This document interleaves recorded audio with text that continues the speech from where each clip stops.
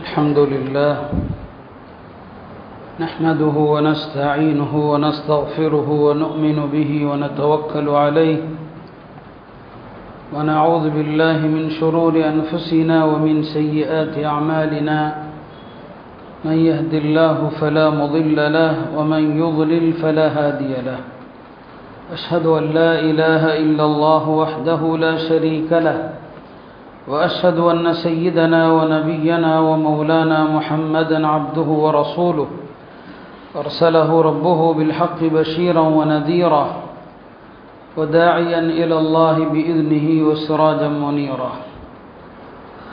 صلى الله عليه وعلى آله وصحبه وبارك وسلم تسليما كثيرا أما بعد فأعوذ بالله من الشيطان الرجيم بسم الله الرحمن الرحيم يا أيها النبي إنا أرسلناك شاهدا ومبشرا ونذيرا وداعيا إلى الله بإذنه وسراجا منيرا وقال النبي صلى الله عليه وسلم من أحبني كان معي في الجنة أو كما قال صلى الله عليه وسلم. கண்ணியத்திற்குரிய அல்லாஹ்வின் நல்லடியார்களே, இந்த ரபீஉல் அவ்வல் மாதம் பெருமானார் ஸல்லல்லாஹு அலைஹி வஸல்லம் பூவுலகில் பிறந்த மாதம் என்பதை நாம் எல்லாம் அறிவோம். இந்த மாதத்தின் பெயரிலேயே ரபீ' வசந்தம் என்று இருக்கிறது. அரபுகள் ரசூல் ஸல்லல்லாஹு அலைஹி வஸல்லம் அவர்களுடைய வருகைக்கு முன்னாலேயே இந்த பெயர்கள் அவர்களிடம் இருந்தது. மாதத்தின் 12 மாதங்களுடைய இந்த பெயர்கள் முன்னாலேயே இருந்தது. ரசூல் ஸல்லல்லாஹு அலைஹி வஸல்லம் அவர்கள் இந்த பெயர் கொண்ட மாதத்திலே பிறக்க வேண்டும் என்று அல்லாஹ் நாடி இருக்கிறான். ஏனென்று சொன்னால், இந்த பெயருக்கும் பெருமானார் ஸல்லல்லாஹு அலைஹி வஸல்லம் அவர்களுக்கும் எல்லா வகையிலும் பொருத்தம் இருக்கிறது. நீங்கள் பெருமானாரை நினைப்பது உங்களுடைய உள்ளத்திற்கு வசந்தத்தை தரும். ஒரு கஷ்டம், ஒரு துயரம் என்று சொன்னால் நீங்கள் நபி ஸல்லல்லாஹு அலைஹி வஸல்லம் அவர்களை நினையுங்கள். அந்த கஷ்டத்தினுடைய சிரமம் நீங்கி உள்ளத்திலே அமைதி வரும். ஹஜ்ரத் இப்னு உமர் ரலியல்லாஹு அன்ஹு அவர்கள் ஒரு முறை உடல் ரீதியாக சிரமப்பட்டார்கள். அப்போது அவர்களிடம் சொல்லப்பட்டது, நீங்கள் பெருமானாருடைய பெயரை சொல்லுங்கள், உங்கள் கஷ்டம் நீங்கிவிடும். உடனே சொன்னாங்க, வா முஹம்மதான்னு சொன்னாங்க. அவங்களுடைய கஷ்டம் நீங்கிடுச்சு. உடனே உடல் வலி நீங்கிடுச்சு. அப்போ பெருமானார் வசந்தம், திருமறை எப்படி வசந்தமோ ரசூல் ஸல்லல்லாஹு அலைஹி வஸல்லம் அவர்களை உச்சரிப்பதும் கூட வசந்தம்தான். பெருமானார் ஸல்லல்லாஹு அலைஹி வஸல்லம் கொண்டு வந்த எல்லா வழிமுறைகளும் வாழ்க்கைக்கு வசந்தம்தான். பெருமானார் கொண்டு வந்த இந்த வணக்க வழிபாடுகள், அழகான இந்த வணக்கம் உலகத்தில் வேற எந்த மதத்திலாவது இருக்கிறதா எண்ணி பாருங்கள். தொழுகை ஒரு வசந்தம், தொழுது பாருங்கள், நிம்மதி கிடைக்கும். குர்ஆன் ஓதி பாருங்கள், நிம்மதி இருக்கும். ஜகாத் கொடுத்து பாருங்கள், நிம்மதி இருக்கும். வசந்தம். ரசூல் ஸல்லல்லாஹு அலைஹி வஸல்லம் அவர்கள் கொண்டு வந்த எல்லாமே, அது ஃபர்தோ சுன்னத்தோ வாஜிபோ, அது கொடுக்கல் வாங்கலோ திருமணமோ வியாபாரமோ, பெருமானார் ஸல்லல்லாஹு அலைஹி வஸல்லம் அவர்கள் திருமணத்திற்கு காட்டிய அழகான வழிகாட்டுதல்கள் ஒரு கணவனுக்கும் மனைவிக்கும் வசந்தம். பெருமானார் ஸல்லல்லாஹு அலைஹி வஸல்லம் அவர்கள் காட்டி தந்த வியாபார முறைகள், அதை ஒவ்வொரு முஸ்லிமும் கடைபிடித்தால் அவருடைய வியாபாரத்தில் அவர் வசந்தத்தை பார்க்கலாம். ஏன்னா வியாபாரத்தை போல பரக்கத்து நிறைந்த வருமானம் எதிலும் கிடையாது. ஹலாலா இருந்துச்சுன்னு சொன்னால் வியாபாரத்தில் கிடைக்கிற அந்த அருள், நீங்கள் அல்லாஹுடைய தூதருடைய வழிகாட்டுதலை பின்பற்றினால் வசந்தம். ஆக என்ன அழகான ஒரு பொருத்தம். அவர்கள் பிறந்த மாதம் ரபியா என்கிற ஒரு மாதம். எல்லாமே வசந்தம்தான். உலகத்தில் இன்றைக்கு அவர்களை பற்றி பேசப்படுவதை போல வேறு யாரை பற்றியாவது பேசப்படுகிறதா? ஒரு மேலை நாட்டு அறிஞர் சொன்னார், நான் முஹம்மத் அவர்களை கண்டு ஆச்சரியப்படுகிறேன் ஸல்லல்லாஹு அலைஹி வஸல்லம். அவர் சொன்னார், இன்றைக்கும் லட்சக்கணக்கான, அவர் சொல்ற வார்த்தையில நான் சொல்றேன், கோடிக்கணக்கான மக்களை இந்த முஹம்மது ஆட்சி செய்து கொண்டிருக்கிறார். ஆனால் அவர் இருப்பது கபரில், அவர் இருப்பது மண்ணறையில். மண்ணறையில் இருந்து கொண்டு கோடிக்கணக்கான மக்களை ஆட்சி செய்து கொண்டிருக்கிற இந்த முஹம்மதை கண்டு நான் ஆச்சரியப்படுகிறேன் என்று சொன்னார். உண்மையா இல்லையா? உலகத்தில் வேறு யார் இப்படி இருக்க முடியும்? நம்முடைய உள்ளங்களை ஆட்சி செய்வது அவர்கள் தானே. நம்முடைய ஒவ்வொரு வழிகாட்டுதலிலும் இருப்பது பெருமானார் ஸல்லல்லாஹு அலைஹி வஸல்லம் அவர்கள் தானே. இதைத்தான் அல்லாஹ்வும் திருமறையில் சொல்வான், இன்னா அதைனாக்கல் கௌசர். அல் கௌசர் என்பது பல பொருளுடையது. மறுமையிலே அவர்களுக்கு தரப்படுகிற ஹவுதுல் கௌசர் என்கிற ஒரு தடாகம் என்று ஒரு கௌசர் இருக்குது. ஆனா இந்த ஆயத்தில் அல்லாஹ் சொல்வது என்ன? அல் கௌசர் என்று சொன்னால் என்றென்றும் நீடித்து கொண்டிருக்கிற புகழ், அழியா புகழை உமக்கு தந்தோம்னு அல்லாஹ் சொல்றான். இது பெருமானாரை தவிர இந்த உலகத்திலே வேறு எந்த மனிதருக்கு பொருந்தும்? ஆக உலகம் முழுக்க அவர்களை பற்றி பேசப்பட்டு கொண்டேதான் இருக்கிறது. அதனால்தான் அவர்களுக்கு அல்லாஹ் வைத்த பெயர் முஹம்மது அஹ்மத். அரபுகளிடத்தில் முஹம்மதுங்கிற பேர் வைக்கிற பழக்கம் இல்லை. இஸ்லாத்திற்கு முன்னால அரபுகள் அதிகம் வைக்கிற பேரை பார்த்தீங்கன்னா அம்ரு, அம்ரு பின் ஆஸ், அம்ரு பின் உமையா, இப்படிலாம் பேர் வைப்பாங்க. அம்ருன்னு வைப்பாங்க, சாதுன்னு வைப்பாங்க, சுஃபியான்னு வைப்பாங்க, சஹ்ருன்னு வைப்பாங்க. இதான் அரபுகளுடைய பழக்கம். அப்படிதான் பேர் வைக்கிறது. முஹம்மதின் பேர் வைக்கிற பழக்கமே இல்லை. ஆனால் அரபுகள் வியாபாரத்திற்காக ஷாம், சிரியா நாடுகளுக்கு போறாங்க. அங்க வேதக்காரர்களிடம் கேள்விப்படுறாங்க, கடைசியா ஒரு நபி வருகிற காலம் வந்துருச்சு, அந்த நபிக்கு பெயர் முஹம்மதுன்னு சொல்லி. இதை கேள்விப்பட்ட அரபுகள் தனக்கு பிறக்கிற குழந்தை அந்த முஹம்மதா இருக்கட்டும், நபியா இருக்கட்டும் ஆசைப்பட்டு முஹம்மதுன்னு பேர் வச்சாங்க. பெருமானாருடைய பிறப்புக்கு சற்று முன்னால நபி ஸல்லல்லாஹு அலைஹி வஸல்லம் பிறக்கிற நேரத்தில் ஒரு 5-6 குழந்தைகளுக்கு அந்த பேர் இருந்துச்சு. இந்த பேர் என்னங்க வச்சாங்க. ஆனால் அல்லாஹ் நாடுவது யாரோ அவர்கள் தானே வர முடியும். வெறுமனே இந்த பெயரை கொண்டு நபியாக விட முடியாது. ஆக பெருமானார் ஸல்லல்லாஹு அலைஹி வஸல்லம் அவர்களுக்கு அல்லாஹ் 2 பெயரை தேர்வு செய்கிறான். அவங்களுடைய எல்லாமே பார்த்தீங்கன்னா ஹம்து. ஹம்துனா புகழ். பெருமானாருடைய பெயர் முஹம்மது அஹ்மத். அஹ்மதுனா என்ன? அவர்கள் அல்லாஹ்வை அதிகம் புகழக்கூடியவர்கள். பெருமானார் ஸல்லல்லாஹு அலைஹி வஸல்லம் அவர்களை விட அல்லாஹ்வை புகழ்பவர் யாரும் கிடையாது.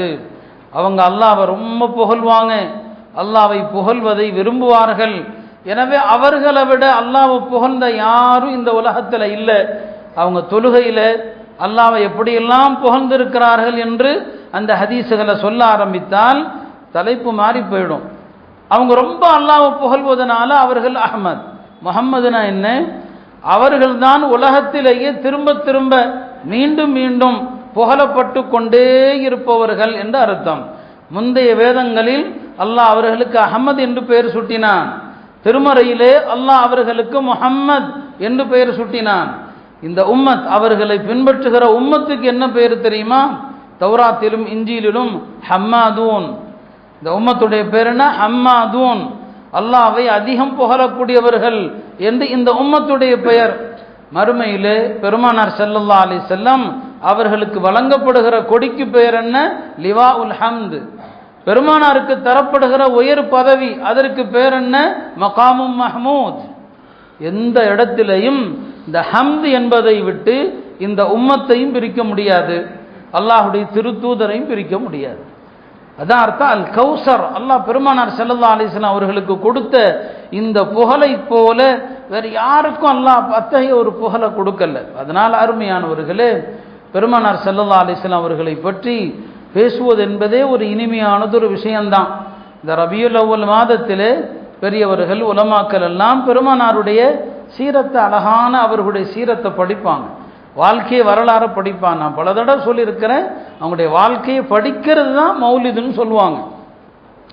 பெருமானார் ஸல்லல்லாஹு அலைஹி வஸல்லம் அவர்களுடைய கடமைகள் என்ன, நாம் பெருமானாரை எப்படி மதிக்கணும், அவர்கள் விஷயத்தில் நம்மீதான கடமை என்ன, உலமாக்கள் அதை பற்றி எல்லாம் கிதாப் எழுதுனாங்க. காதி ஐயாத் என்று ஒரு பெரிய அறிஞர் ஒரு அற்புதமான கிதாப் எழுதுனாங்க, அழகான பெயர் சூட்டுனாங்க, அஷ்ஷிஃபா வித் அரீஃபி ஹுகூகில் முஸ்தஃபா. பெருமானார் ஸல்லல்லாஹு அலைஹி வஸல்லம் அவர்களுடைய நமக்கு என்னென்ன கடமைகள் அவர்கள் விஷயத்தில் இருக்கிறது அதை தெரிந்து ஷிஃபா பெறுங்கள். அதில் ஷிஃபா இருக்குது. இந்த நூல் ஒரு பெரிய பரக்கத்தான நூல். உலமாக்கள் இந்த மௌலிது மஜ்லிஸுகளில் இந்த நூல் படிப்பாங்க, இது மாதிரி நூல்களை படிப்பாங்க. அதை கொண்டு அவர்கள் பரக்கத்தை பெற்றுக்கொண்டதாக நாம் பார்க்கிறோம். ஆக உம்மத்து நபி ஸல்லல்லாஹு அலைஹி வஸல்லம் அவங்களை பற்றி எவ்வளவு எத்தனை நூல்கள், ஒவ்வொன்றும் ஒவ்வொரு ரகங்கள். அதில் நாம் ஏதோ கொஞ்ச நேரம் கேட்குறோம், இந்த பயானிலாவது தூங்காமலாவது கேளுங்க. இது அல்லாஹுடைய தூதரை பற்றிய பேச்சுக்கள் இல்லையா? அவங்கள பற்றி பேசுகிற விஷயங்களை காதில் கேட்கணும். அதுவே நமக்கு என்னதான். ஏன்னா அல்லாஹ் திருமறையில் தன்னுடைய நபியை பற்றி எவ்வளவு சொல்கிறான். குர்ஆனில் அல்லாஹ் பெருமானாரை பற்றி சொல்வது கொஞ்சம் நஞ்சம் அல்ல. ஒரு அறிஞர் சொன்னாங்க, நீங்கள் மொத்த குர்ஆனை 3 பாகமாக போட்டிங்கன்னா 3இல் 1 பங்கு முஹம்மது ஸல்லல்லாஹு அலைஹி வஸல்லம் அவர்களை பற்றி மட்டும்தான் இருக்குது. அல்லாஹ் திருமறையில் அவர்களது ஆயுளின் மீது சத்தியம் செய்கிறான். லஅம்ருக, நபியே உங்கள் ஆயுள் மீது சத்தியமாக. பெருமானார் இருக்கிற மக்கா நகரத்தின் மீது சத்தியம் செய்கிறான், நீங்கள் இருக்கும் போதுங்கிறான். லா உக்ஸிமு பிஹாதல் பலத் வ அன்த ஹில்லும் பிஹாதல் பலத், நபியே நீங்கள் இருக்கிற இந்த மக்காவின் மீது சத்தியம் செய்கிறேன். அப்போ மக்கா மீது சத்தியம் செய்வதல்ல நோக்கம், அந்த மக்காவில் அல்லாஹுடைய தூதர் இருக்கிறாங்க. குர்ஆன்ல பல ஆயத்துகள் பெருமானாரே நாடப்படுதுன்னு சொன்னாங்க. காஃப் வல் குர்ஆனில் மஜீத், இந்த காஃபுக்கு என்ன அர்த்தம் சொன்னாங்க? கல்பு முஹம்மதின் ஸல்லல்லாஹு அலைஹி வஸல்லம், பெருமானாருடைய இதயத்தின் மீது அல்லாஹ் சத்தியம் செய்கிறான். ரசூல் ஸல்லல்லாஹு அலைஹி வஸல்லம் கல்பு தான் முராத், பெருமானாரின் இதயத்தின் மீது அல்லாஹ் சத்தியம் செய்கிறான். காஃப் வல் குர்ஆனில் மஜீத், பெருமானார் ஸல்லல்லாஹு அலைஹி வஸல்லம் அவங்கள பல விதமாக அல்லாஹ் என்னங்க சொல்கிறான். சூரத்துன் நஜ்மை எடுத்து பாருங்க, பெருமானாருடைய நாவை பற்றி அல்லாஹ் சொல்கிறான். வமா யன்திகு அனில் ஹவா, இந்த நாவு உண்மையை தவிர எதையும் பேசாது, மனோ இச்சைப்படி பேசாது, வஹியத்தான் பேசும். இது பெருமானாருடைய நாவை அல்லாஹ் தூய்மைப்படுத்துகிறான். பெருமானாருடைய உள்ளத்தை அல்லாஹ் சொல்கிறான். மா கதபல் ஃபுஆது மா ரஆ, அவருடைய உள்ளம் பொய்யுரைக்கவில்லை என்று அல்லாஹ் சொல்கிறான். பெருமானார் ஸல்லல்லாஹு அலைஹி வஸல்லமுடைய பார்வையை பற்றி அல்லாஹ் சொல்கிறான். ரசூல் ஸல்லல்லாஹு அலைஹி வஸல்லம் அவர்களுக்கு சின்ன துயரம் என்றாலும் அல்லாஹ் அவர்களுக்கு ஆறுதல் சொல்லி தேற்றுவான். பெருமானாருக்கு ஆறுதலாகவே அருளப்பட்ட ஒரு சூரா தான் வத்துஹா வல்லைலி இதா சஜா. சின்ன சூரா, மொத்த சூறாவுமே பெருமானார் ஸல்லல்லாஹு அலைஹி வஸல்லம் அவங்களுக்கு ஆறுதல் தான். அதற்கு முன்னால் அல்லாஹ் சத்தியம் செய்கிறான். முற்பகலின் மீது சத்தியமாக, இருள் சூழ்ந்த இரவின் மீது சத்தியமாக, உமது இறைவன் உம்மை கைவிடவில்லை என்று சொல்லிவிட்டு மறுமையில் உங்களுக்கு கிடைக்கிற அருட்கொடைகள் அல்லாஹ் சொல்கிறான். ஆக நீங்கள் திருமறை எடுத்து பார்த்தீங்கன்னா அல்லாஹ் ரசூல் ஸல்லல்லாஹு அலைஹி வஸல்லம் அவர்களை திரும்ப திரும்ப சொல்லிக்கொண்டே இருக்கிறான். யார் மீது பிரியம் அதிகமோ அவரை சொல்லிக்கிட்டே தான் இருப்போம். இப்போ அந்த வகையில் ரப்பு யாரை பற்றி சொல்கிறானோ நாம் எப்படி அவர்களை பற்றி சொல்லாமல் இருக்க முடியும்? அருமையானவர்களே, பெருமானார் ஸல்லல்லாஹு அலைஹி வஸல்லம் அவங்களை பற்றி எவ்வளவு அறிகிறோமோ அந்த அளவுக்கு அவர்கள் மீது பிரியம் வரும். எவ்வளவு அறிகிறோமோ அந்த அளவுக்கு. சஹாபா பெருமக்கள் பெருமானார் ஸல்லல்லாஹு அலைஹி வஸல்லம் அவர்கள் காலத்தில் வாழ்ந்தாலுமே நபி மீது வைத்த ஒரு அபிமானம் இருக்கு இல்லையா? பெருமானார் ஸல்லல்லாஹு அலைஹி வஸல்லம் அவங்கள பார்க்குறவங்களுக்கு ஒரு மரியாதை கலந்த ஒரு பயம் வரும். மரியாதை கலந்த ஒரு பயம். பயம் என்பது 2 விதமாக இருக்குது. ஒரு நபரை பார்த்தா இவரால் எனக்கு ஏதாவது ஆபத்து வருமோ என்று பயப்படுறது இல்லையா? இப்போது இருக்கிற ஆட்சியாளர்கள் மாதிரி இல்லையா? இவ என்ன செய்வானோ தெரியலையே, அந்த பயம் ஒன்று இருக்குது. இன்னொரு இருக்கிறது, ஒருவரை பார்க்கிற போதுள்ள மரியாதையினால, அன்புனால ஒரு பயம். சஹாபா பெருமக்களுக்கு நபி ஸல்லல்லாஹு அலைஹி வஸல்லம் அவங்க மீது அந்த ஒரு மரியாதை தான். அதனால சஹாபாக்கள் பெருமானார் ஸல்லல்லாஹு அலைஹி வஸல்லம் அவங்கள முழு கண்களால் பார்க்கவே மாட்டாங்க. அம்ர் இப்னுல் ஆஸ் சொன்னாங்க, இந்த துன்யாவில் எனக்கு பெருமானார் ஸல்லல்லாஹு அலைஹி வஸல்லம் அவர்களை விட பிரியமான எவருமே கிடையாது. ஆனால் என்னுடைய 2 கண்களால் முழுசாக நான் அல்லாஹ்வுடைய தூதரை பார்த்ததில்லை. அதனால் என்ற பெருமானாரை பற்றி வர்ணியுங்கள் என்று சொல்லாதீர்கள். நாங்கள் நபி ஸல்லல்லாஹு அலைஹி வஸல்லம் எப்படி இருப்பாங்கன்னு என்று சொல்லாதீங்க. ஏன்னா நான் அவங்கள முழுசாக நான் பார்த்ததே இல்லை, அவர்களை முழுமையாக பார்க்கிற அளவுக்கு எனக்கு தைரியம் இல்லைன்னு சொன்னாங்க. இப்போ எவ்வளோ பெரிய மரியாதை பாருங்கள். 2 பேர் தான் பெருமானாரை முழுசாக பார்ப்பாங்களாம். நபி ஸல்லல்லாஹு அலைஹி வஸல்லம் அவங்க ஒரு சபைக்கு வர்றாங்கன்னு சொன்னால் சஹாபாக்கள் எல்லாம் உட்காந்துருப்பாங்க. உசாமத்து இப்னு ஷரீக்குன்னு புதுசாக இஸ்லாத்துக்கு வந்தார். அவர் சொல்கிறாரு, பெருமானார் ஸல்லல்லாஹு அலைஹி வஸல்லம் உடைய சபைக்கு நான் போனேன்னு சொன்னால் எல்லாரும் எப்படி உட்கார்ந்துருக்கிறாங்க? கஅன்ன அலா ரூஸிஹி முத்தயிர், சஹாபாக்குடைய தலையில் பறவைகள் உட்கார்ந்த மாதிரி எல்லாம் இப்படி தலை கீழே போட்டு தான் உட்கார்ந்துருக்கிறாங்க. பறவை எதன் மீது உட்காரும்? ஆடாது அசையாது இருக்கிற பொருள் மீது தான் பறவை உட்காரும். சஹாபாக்கள் பெருமானாருடைய மஜ்லிஸில் அப்படி உட்கார்ந்துருப்பாங்க. அவர் சொல்றார், 2 பேர் தான் பெருமானாரை பார்க்கிறார்கள். பெருமானார் அவர்களை கண்டு சிரிக்கிறாங்க, இவங்க அவங்கள கண்டு சிரிக்கிறாங்க. அந்த 2 பேர் ஹஜ்ரத் சையதுனா அபூபக்கர், உமர் ரலியல்லாஹு அன்ஹுமா. 2 பேர் மட்டும்தான் பெருமானாரை பார்ப்பாங்க. அவங்களுக்கு இடையில அவ்வளவு நேசம், அவர்களுக்கு இடையில அவ்வளவு நெருக்கம். வேற யாரும் அல்லாஹ்வுடைய தூதரை பார்க்கவே மாட்டாங்க. அவ்வளவு பிரியம் பெருமானார் ஸல்லல்லாஹு அலைஹி வஸல்லம் அவர்கள் மீது எல்லாருக்குமே, ஆண்கள் பெண்கள் எல்லாருக்குமே, ஒரு பெண்மணி சஹாபி பெண்மணி இருந்தாங்க. பெருமானார் காலத்துக்கு பிறகு ஹஜ்ரத் உமர் ரலியல்லாஹு அன்ஹுடைய ஆட்சி காலம். ஹஜ்ரத் உமர் ரலியல்லாஹு அன்ஹு அவர்களை பற்றி நாம் பலமுறை சொல்லியிருக்கிறோம் அல்லவா. இரவு நேரத்தில் மதீனா முனவராவை அப்படியே கொஞ்சம் அப்படியே வலம் வருவாங்க. ஒரு நாள் இரவு வலம் வருகிற போது ஒரு வீட்டிலிருந்து ஒரு அழகான கவிதை குரல், ஒரு பெண்ணுடைய குரல் கேட்குது. அந்த பெண்மணி பெருமானார் ஸல்லல்லாஹு அலைஹி வஸல்லம் அவர்கள் மீது அன்புல ஒரு கவிதையை படிக்கிறாங்க. அலா முஹம்மதின் ஸலாத்துல் அப்ரார் ஸல்லா அலைஹி த்தய்யிபூனல் அஹ்யார். முஹம்மது ஸல்லல்லாஹு அலைஹி வஸல்லம் அவர்கள் மீது நல்லோர்களுடைய ஸலவாத்து உண்டாகுக. ஸல்லா அலைஹி த்தய்யிபூனல் அஹ்யார். பெருமானார் ஸல்லல்லாஹு அலைஹி வஸல்லம் அவர்கள் மீது நல்லவர்களும் தூயவர்களும் தான் ஸலவாத்து சொல்வார்கள். பிறகு தன்னை பற்றி அந்தமா சொல்லுது, கது குந்து கவ்வாமன், நான் இரவில் வணங்கக்கூடிய பெண்ணாக இருக்கிறேன், புக்கன் அழக்கூடிய பெண்ணாக இருக்கிறேன், பில் அஸ்ஹாரி சஹர் நேரத்தில் என்று சொல்லிவிட்டு, யாலைத்த ஷாரி ஒல் மனாயா அத்வார், எனக்கு தெரியவில்லை மரணங்கள் யாருக்கு எப்போது வரும். ஒவ்வொருவருக்கும் ஒவ்வொரு காலகட்டத்தில் மரணம் வருகிறது. அல்லாஹ்வுடைய தூதர் மூத்தாயிட்டாங்க, எனக்கு எப்போ மரணம் வரும் தெரியல, என்னையும் அவர்களையும் மறுமை வீடாவது ஒன்று சேர்க்குமான்னு தெரியல. உலகத்தில் அவங்க பிரிஞ்சு போயிட்டாங்க, என்னையும் அவர்களையும் மறுமையில் சொர்க்கம் ஒன்று சேர்க்குமான்னு தெரியலையே அப்படின்னு படிக்கிறாங்க. உமர்தான் அவர்கள் அப்படி ஸ்தம்பிச்சு போயிட்டாங்க. அந்தம்மா வீட்டு கதவு தட்டினாங்க. அந்தம்மா அந்த காலத்து பெண்கள் ஒழுக்கமுள்ள பெண்கள் இல்லையா, கதவெல்லாம் அப்படி திறக்க மாட்டாங்க. கதவு திறக்கல யாருன்னு சொல்லி, நான் உமர் வந்திருக்கிறேன்னு சொல்லி. இந்நேரத்துக்கு ஏன் வந்தீங்கன்னு அந்தம்மா கேட்குது. இல்லைம்மா நீ பயப்படுற மாதிரி ஒன்றும் இல்லை, கதவு தரேன்னு சொன்னாங்க. அந்த அம்மா கதவு திறந்தாங்க. சொன்னாங்க, நீ படித்த கவிதையை கேட்டம்மா, முஹம்மது ஸல்லல்லாஹு அலைஹி வஸல்லம் அவர்களையும் என்னையும் சொர்க்கத்தில் அல்லாஹ் ஒன்று சேர்க்கட்டும்னு சொன்னி இல்லையா, கொஞ்சம் இந்த உமரையும் சேர்த்துக்கன்னு சொன்னான்.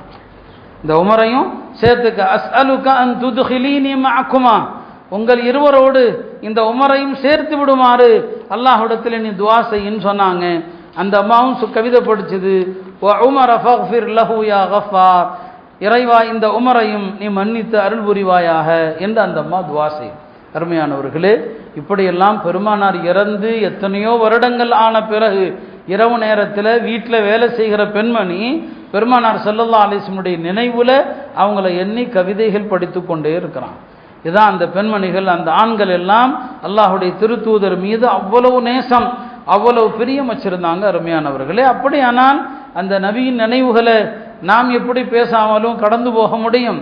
எனவே அல்லாஹுடைய திருத்தூதரை பற்றி நிறைய விஷயங்களை நாம் தெரிய வேண்டும், ஆர்வப்பட வேண்டும். என்னங்க, இமாம் மாலிக் ரஹிமஹுல்லா அவர்கள் மஸ்ஜித் நபவியில் பாடம் நடத்தி கொண்டிருப்பாங்க. இமாம் மாலிக் ரஹிமஹுல்லா அவர்கள் பெருமானார் ஸல்லல்லாஹு அலைஹி வஸல்லம் அவர்கள் மீது அவங்க வைத்திருக்கிற அன்புக்கு எல்லை இல்லை, அவ்வளவு பாசம் அவங்களுக்கு. அவர்கள் மதீனா முனவராவை விட்டும் வெளியே போகவே மாட்டாங்க, வெளியே போகல. ஏன்னா மதீனாவில் மரணிக்க வேண்டும் அப்படிங்கிற ஒரு லட்சியம், வாழ்க்கையினுடைய லட்சியம். மதீனால தான் மௌத்தாகணும். வெளியில் எங்கேயாவது போயிட்டா எங்கே போனால் மௌத்து வந்துடும் தெரியாது, ஒரு பயம். ஹஜ்ஜுக்கு மட்டும் போவாங்க, ஹஜ்ஜை முடிச்சுட்டு மதீனா ஓடி வந்துடுவாங்க. வாழ்க்கை பூரா அப்படி தான். அதனால் அவங்க மதீனா முனவராவை விட்டு வெளியே போனதே கிடையாது, எப்போதும் அங்கே தான் இருப்பாங்க. பெருமானார் ஸல்லல்லாஹு அலைஹி வஸல்லம் அவங்கள தினசரி கனவுல பார்ப்பாங்க. இமாம் மாலிக் ஒரு நாள் கேட்டாங்க, யா ரசூலல்லாஹ், நான் இந்த மதீனாவிலிருந்து வெளியே எங்கேயும் போனதே கிடையாது, அப்படி போகணும், சில ஆசிரியர்களை சந்தித்து கல்வி கற்கணும், வெளியே போனால் அங்கே போனால் மூத்தாயிருவனே, எனக்கு எப்போது மௌத்து வரும்னு தெரிஞ்சா அதுக்குள்ளே மதீனா விட்டு வெளியே போயிட்டு வந்துடுவேன் என்று கேட்குறாங்க. நபி ஸல்லல்லாஹு அலைஹி வஸல்லம் 5 விரல்களை காட்டினாங்க, மறைஞ்சிட்டாங்க. 5 விரல்கள் என்றால் என்ன அர்த்தம் இதற்கு? 5 நாளா, 5 மாசமா, 5 வருஷமா தெரியல. அப்போ கனவுக்கு விளக்கம் சொல்லக்கூடியவர்கள்ட்ட கேட்டாங்க. இப்னு சீரின் இடத்துல அவங்க சொன்னாங்க, 5 விஷயம் அல்லாஹ்வுக்கு தான் தெரியும், எந்த ஆன்மா எப்போது எங்கே மரணிக்கும் அல்லாஹ்வுக்கு தான் தெரியும். சரி, தெரியலையா, மதீனா விட்டு எங்கேயும் போகல, அங்கேயே இருந்துட்டாங்க. இமாம் மாலிக் ரஹிமஹுல்லா அவர்கள் மதீனா முனவராவில் அவங்க வாகன பிராணியில் ஏறி சவாரி செஞ்சதே கிடையாது. அந்த காலத்தினுடைய வாகன பிராணி என்ன? ஒட்டகம், குதிரை. சொல்லுவாங்க, லா அர்கபு மதீனத்தன் ஃபீஹா ஜுஸ்ஸத்து ரசூலில்லாஹி ஸல்லல்லாஹு அலைஹி வஸல்லம், எந்த நகரத்தில் அல்லாஹுடைய திருத்தூதருடைய உடல் இருக்கிறதோ இந்த நகரத்தில் நான் வாகனத்தில் ஏறி வரமாட்டேன்னு சொன்னாங்க.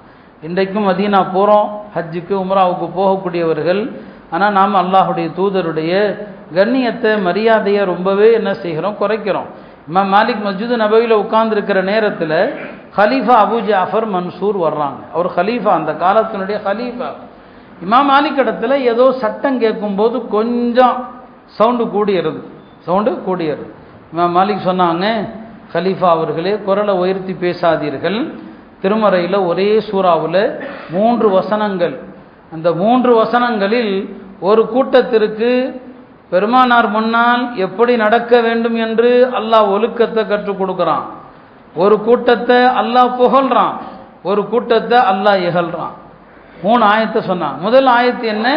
சஹாபாக்களுக்கு அல்லாஹ் அதப கற்றுக் கொடுத்தான். யா அய்யுஹல்லதீன ஆமனு லா தர்ஃபஉ அஸ்வாத்தகும் ஃபௌக ஸௌத்தின் நபி. அல்லாஹ்வுடைய திருத்தூதருக்கு முன்னால் குரலை உயர்த்தாதீர்கள். இது அல்லாஹ் அதப கற்றுக் கொடுக்குறான்.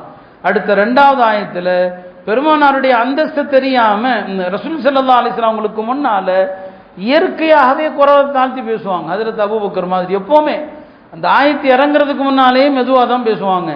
அவங்கள அல்லாஹ் புகழ்றான். இன்னல்லதீன யகுதுன அஸ்வாத்தஹும் இன்த ரசூலில்லாஹ். அல்லாஹ்வுடைய தூதருக்கு முன்னால் தங்களுடைய குரலை தாழ்த்தி பேசுகிறார்களே, உலாயிகல்லதீன அம்தஹனல்லாஹு குலூபஹும் லித்தக்வா. இவர்களுடைய இதயத்தை அல்லாஹ் இறைச்சத்திற்குனே தேர்ந்தெடுக்கிறான், அவங்களுக்கு மன்னிப்பு உண்டு என்று அல்லாஹ் சுப செய்தி சொல்றான். 3வது ஆயத்து பெருமானார் ஸல்லல்லாஹு அலைஹி வஸல்லம் அந்தஸ்து தெரியாத கிராமப்புற அரபுகள். அவங்களுக்கு பெருமானார்ட்ட எப்படி பேசணும்னு தெரியாது, கண்ணாபின்னான்னு பேசுவாங்க. அல்லாஹ் அவர்களை பற்றி என்ன சொல்றான்? இன்னல்லதீன யுனாதூனக மின் வராஇல் ஹுஜராத்.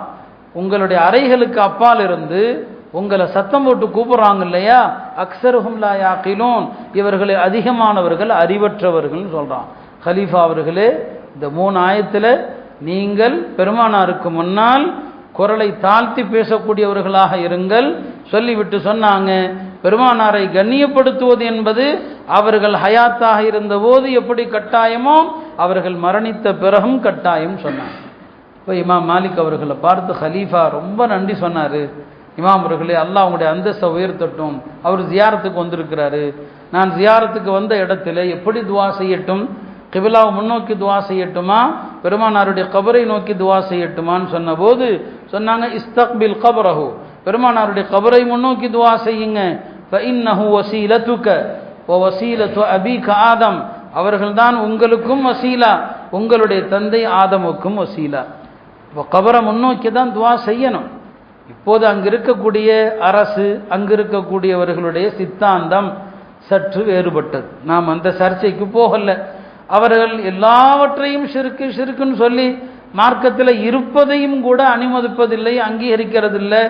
ஒரு நொடிப்பொழுது கூட மரியாதையாக நின்று சலாம் சொல்வதற்கான ஒரு அவகாசத்தை அவர்கள் தருவதில்லை. அந்த நேரத்தில் சலாம் சொல்லிவிட்டு பெருமானாருடைய கபரை முன்னோக்கி தான் துவா செய்வாங்க. அதில் ஒன்றும் தவறு இல்லையா? இமாம் தாரிமி அவர்கள் முஸ்னத் தாரிமி என்ற நூலில் ஆரம்பத்தில் ஒரு ஹதீஸை பதிவு செய்கிறாங்க. ஒரு அன்னை ஆயிஷா அவர்களிடத்தில் மழையின்மை பஞ்சத்தை முறையிட்ட போது அவங்க சொன்னாங்க, பெருமானாருடைய கபரில் நடுவில் ஒரு துவாரம் இடுங்கள், அங்கே நின்று துவா செய்யுங்கள், பஞ்சம் நீங்கும்னு சொன்னாங்க.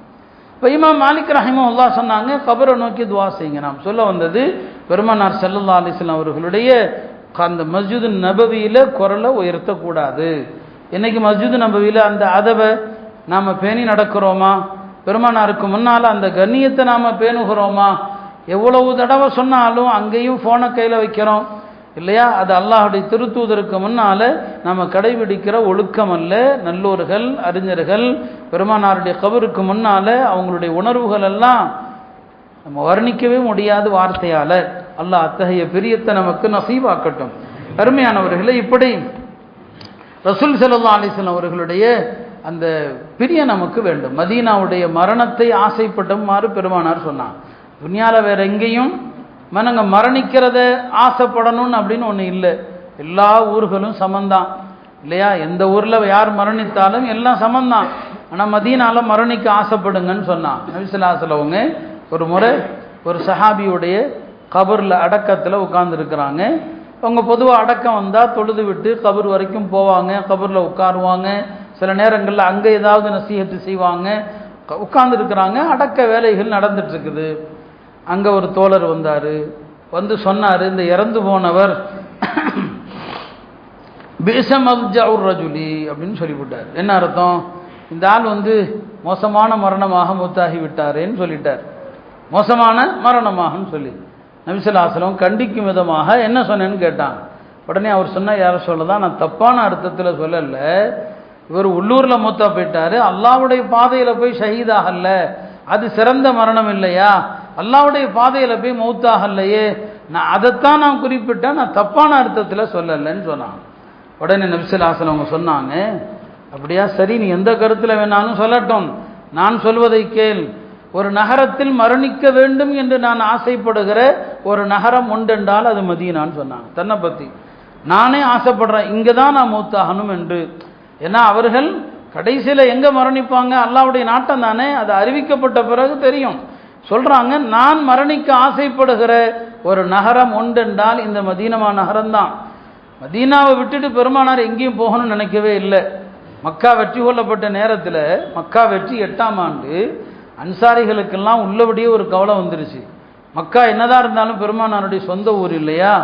அதனால் பெருமானார் ஒருவேளை சொந்த ஊரை வெற்றி கொண்டுட்டாங்களே, நீ மக்காலே உட்கார்ந்துருவாங்களோ, மக்காலே இருந்துருவாங்களோ அப்படின்லாம் அன்சாரிகள் தங்களுக்கு இடையில பேசிக்கிறாங்க. நபி ஸல்லல்லாஹு அலைஹி வஸல்லம் கூப்பிட்டாங்க, என்னப்பா பேசிக்கிட்டீங்க? இல்லை, என்னதான் இருந்தாலும் உங்கள் சொந்த ஊர் இல்லையா? எல்லா மனுஷனுக்கும் சொந்த ஊர் மீது ஒரு பாசம் இருக்குமா இல்லையா? எங்கே மக்காவை வெற்றி கொண்ட பிறகு இங்கே உட்காந்துருவீங்களோன்னு பயந்தோம். இல்லை இல்லை, நான் ஒருபோதும் இந்த மக்கால இருக்க மாட்டேன், மதீனா தான் என்னுடைய ஹிஜ்ரத் செய்த நகரம், நீங்கள்லாம் என்னுடைய உள்ளாடைகள், நான் மதீனாவை தவிர எங்கேயும் போக மாட்டேன்னு சொன்னாங்க. அவர்கள் பிரியப்பட்டதும் அவர்கள் மரணித்ததும் அந்த புனித மண்ணில் தான். மதீனாவுடைய மண் என்பது ஷிஃபாவுடைய மண். ஒரு ஹதீஸுக்கு விளக்கம் அறிஞர்கள் 2 விதமாக சொல்லுவாங்க. யாராவது நோய்வாய்ப்பட்டால் பெருமானார் ஸல்லல்லாஹு அலைஹி வஸல்லம் அவர்கள் தன்னுடைய உமிழ் நீரை எடுப்பாங்க, மண்ணில் கை வைப்பாங்க, நோயாளி உடம்பில் மீது வைத்து பிஸ்மில்லாஹி துர்பத்து அர்தீனா பிரீகதி பஅதீனா யுஷ்ஃபா சகீமுனா பிஇذن ரப்பினா, அல்லாஹ்வுடைய திருநாமத்தாலும் நம்மில் சிலருடைய எச்சியை கொண்டும் இந்த மண்ணுடைய அருளை கொண்டும் இந்த நோயாளியை அல்லாஹ் தன்னுடைய அருளால் குணப்படுத்தட்டும்னு சொல்லுவாங்க. இந்த மண்ணுடைய அருளை கொண்டு என்றால் உலகத்தில் உள்ள எல்லா மண்ணுக்குமா மதீனாவுக்கும் மட்டுமா? அறிஞர்கள் ஒரு சாரார் சொல்றாங்க, அது மதீனாவுடைய மண்ணு தான், அது துர்பத்து ஷிஃபா, ஷிஃபாவுடைய மண் என்று சொல்லுவாங்க. நிறைய அறிஞர்கள் அதனாலேயே மதீனா போனா மண் எடுத்துட்டு வருவாங்க. நாம் அதை தடுக்கவும் தேவையில்லை, எடுத்தால் அது அவர்களுடைய மஹப்பத்து எடுக்கட்டும், சரிங்களா? அதை பற்றி நாம் ரொம்ப விவாதிக்க தேவையில்லை, இந்த ஹதீஸு தான். ஆக பெருமானார் ஸல்லல்லாஹு அலைஹி வஸல்லம் அவங்க அந்த மண்ணை தான் நேசித்தாங்க, அங்குதான் மரணிக்க ஆசைப்பட்டாங்க. மதீனாவில் மரணிப்பவரை லேசா சொன்ன நேரத்தில் அந்த சஹாபியை பெருமானார் ஸல்லல்லாஹு அலைஹி வஸல்லம் அவர்கள் கண்டிக்கிறாங்க. எனவே தான் நல்லவர்கள் எல்லாம் தங்களுடைய இறுதி காலத்தில் மதீனாவில் போய் மௌத்தாகன்னு ஆசைப்பட்டாங்க. அருமையானவர்களே, இன்றைக்கு நாம் பெருமானார் ஸல்லல்லாஹு அலைஹி வஸல்லம் அவங்கள பற்றி, அவங்களுடைய ஹதீஸை பற்றி எல்லாம் பேசுகிறோம். முன்னோர்கள் ரசூல் ஸல்லல்லாஹு அலைஹி வஸல்லம் பெயர் வந்து விட்டாலே அழுது விடுவார்கள். பேர் வந்துட்டு அழுதுடுவாங்க. இமாம் மாலிக் ரஹ்மத்துல்லாஹி அலைஹி பெருமானார் ஸல்லல்லாஹு அலைஹி வஸல்லம் பெயரை சொல்லும்போது அவங்களுடைய நிறம் மாறும், முகம் மாறும். மாணவர்கள் கேட்பாங்க, ஏன் இப்படின்னு கேட்பாங்க. அவங்க சொல்லுவாங்க, நான் சந்தித்த ஆசிரியர்கள் அப்படி, நான் எந்தெந்த ஆசிரியர்களை சந்தித்தேனோ சொல்லுவாங்க. ஐயூபு சக்தியானி என்னுடைய ஆசிரியர், அவர் ரசூல் ஸல்லல்லாஹு அலைஹி வஸல்லம் அவங்க பேரை சொல்லிட்டா, கால ரசூலுல்லாஹி ஸல்லல்லாஹு அலைஹி வஸல்லம் சொல்லிட்டா கொஞ்ச நேரம் தேம்பி தேம்பி அழுவாங்க. ஹதீஸை சொல்ல மாட்டாங்க. ஏன்னா கால ரசூலுல்லான்னு சொன்னால் பெருமானார் சொன்னார்கள், அவ்வளோதான். இந்த வார்த்தையை சொன்னால் அழுதுகிட்டே தான் இருப்பாங்க. சொன்னாங்க, என்னுடைய ஆசிரியர் முஹம்மது பின் முன்கதிர், அவர்கிட்ட போய் உட்கார்ந்துருப்போம், அவர் ரசூல் ஸல்லல்லாஹு அலைஹி வஸல்லம் பெயரை தான் சொல்லுவாங்க, அவ்வளோதான், கொஞ்ச நேரம் மூர்ச்சி ஆகிடுவார். இப்போ பாருங்கள், அவங்களுடைய கல்வியில், அவங்களுடைய உள்ளத்தில் ரசூல் ஸல்லல்லாஹு அலைஹி வஸல்லம் பிரியம், மஹப்பத் எவ்வளோ இருந்திருக்கும். அம்ர் இப்னு மைமூன் சொல்கிறாங்க, நாங்கள் இப்னு மசூதுடைய சபையில் உட்கார்ந்தோம், இப்னு மசூத் அவர்கள் எங்களுக்கு கால ரசூலுல்லாஹி ஸல்லல்லாஹு அலைஹி வஸல்லம் பெருமானார் சொன்னார்கள் அப்படின்னு தான் சொன்னாங்க. கொஞ்ச நேரம் நிசப்தம், அமைதி. என்னடா இவ்வளோ அமைதி சொல்கிறார் அம்ர் இப்னு மைமூன். நாங்கள் கொஞ்சம் அப்படியே தலையை தூக்கி பார்த்தா இப்னு மசூதுடைய பட்டன், சட்ட பட்டன் கலண்டிருக்குது, கண்கள் எல்லாம் கண்ணீர் குளமாக இருக்குது, அவங்களுடைய உடம்பில் உள்ள நரம்புகள் எல்லாம், கழுத்து நரம்புகள் எல்லாம் புடைத்து கொண்டிருக்கிறது. அல்லாஹுடைய திருத்தூதருடைய பெயரை சொன்னாலே இதுதான் அவர்களுடைய நிலை. நாம் இன்றைக்கு அந்த நபியின் பெயரை இந்த மரியாதையோடு, இந்த அன்போடு நாம் சொல்கிறோமா? யோசித்து பார்க்க வேண்டும். அருமையானவர்களுடைய குழந்தைகளுக்கும் பெருமானார் ஸல்லல்லாஹு அலைஹி வஸல்லம் மஹப்பத்தை கற்றுக் கொடுங்க. சொன்னாங்க, மன் அஹப்பனி கான மஇ ஃபில் ஜன்னah, யார் என்னை நேசிக்கிறாரோ சொர்க்கத்தில் என்னோடு இருப்பார், சொர்க்கத்தில் என்னோடு இருப்பார் என்று சொன்னாங்க. இப்போ நம்ம குழந்தைகளுக்கு எதை பற்றி இல்லாமோ சொல்லிக் கொடுக்குறோம்? அல்லாஹ்வுடைய தூதர் பிறந்ததை பற்றி, எங்கு பிறந்தாங்க, எத்தனை வருஷம் மக்கால இருந்தாங்க, சஹாபாக்கள் தம் பிள்ளைகளுக்கு கற்றுக் கொடுத்தாங்க. மதீனா எப்போ ஹிஜ்ரத் செஞ்சாங்க, மதீனாவில் எத்தனை வருஷம் இருந்தாங்க, அவர்கள் செய்த போர்கள் என்ன, அவர்களுடைய குணங்கள் என்ன, இதை பற்றி நாம் சொல்கிறதில்ல. கிதாபுகளில் பெருமானார் வளர்த்த கால்நடைகள், அவங்க எத்தனை ஒட்டகம் வச்சுருந்தாங்க, எத்தனை ஆடு வச்சுருந்தாங்க, எத்தனை கோவேறு கழுதை வச்சுருந்தாங்க, எத்தனை கழுதைகள் இருந்தது, எல்லாம் அவங்க வளர்த்த அந்த கால்நடைகள். அந்த கால்நடைகளுக்கு நபி ஸல்லல்லாஹு அலைஹி வஸல்லம் வைத்த பெயர். பெருமானாருடைய ஒட்டகத்தில் கஸ்வாங்கிற ஒட்டகம்னா ரொம்ப பிரசித்தி பெற்றது. உலமாக்கள் அந்த கஸ்வா ஒட்டகத்தை பற்றி பல நூல்கள் எழுதியிருக்கிறாங்க. ஏன்னா பெருமானாருடைய ஒட்டகமா செல்லவா, அதனால அந்த ஒட்டகத்தை பற்றி சொல்றது கூட பெரிய பரக்கத்துன்னு நினைப்பாங்க. எல்லாம் அல்ல அல்லாஹ் ரசூல் ஸல்லல்லாஹு அலைஹி வஸல்லம் உடைய அழகான இனிமையான அந்த வாழ்க்கையை படித்து அவர்களை நேசிக்கிற மக்களாக ஆக்குவானாக. அல்லாஹ் அவர்களுடைய பொருட்டால உலகம் முழுவதும் முஸ்லிம்களை சூழ்ந்திருக்கிற கஷ்டங்களை நீக்குவானாக. யா அல்லாஹ், உன் நபியினுடைய பொருட்டால் கஸ்ஸா முஸ்லிம்களுடைய சிரமத்தை நீக்குவாயாக, அவர்களது பசியையும் அச்சத்தையும் போக்குவாயாக. இந்தியாவில் இஸ்லாமியர்களாக எங்களை கண்ணியத்தோடு வாழச் செய்வாயாக. எங்கள் சந்ததிகளும் பெருமானார் ஸல்லல்லாஹு அலைஹி வஸல்லம் அவர்களது வழிமுறைகளை பின்பற்றி அவர்களை நேசிக்கிற நன்மக்களாக ஆக்குவாயாக. வ ஆகிரு தஅவானா அல்ஹம்துலில்லாஹி ரப்பில் ஆலமீன்.